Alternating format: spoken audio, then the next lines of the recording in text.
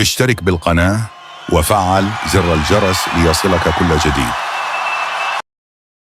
بعد الفوز الكاسح لنادي برشلونة على غريمه التقليدي ريال مدريد ب4 أهداف نظيفة في كلاسيكو الأرض والذي جرى في ملعب سانتياغو برنابيو، يبدو أن البرشا في وضع ممتاز ويستحق التصفيق.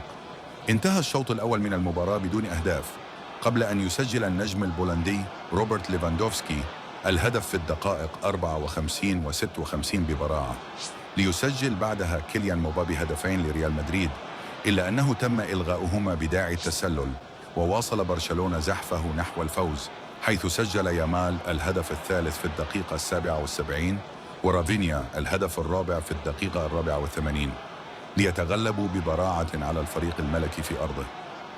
ليتصدر برشلونة قمة جدول الترتيب الإسباني ب30 نقطة من 11 مباراة، بينما يحتل ريال مدريد المركز الثاني ب42 نقطة.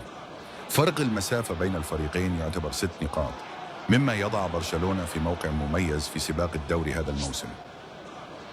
إذا وصلت إلى نهاية الفيديو من فضلك قم بالاشتراك وفعل زر الجرس ليصلك كل جديد.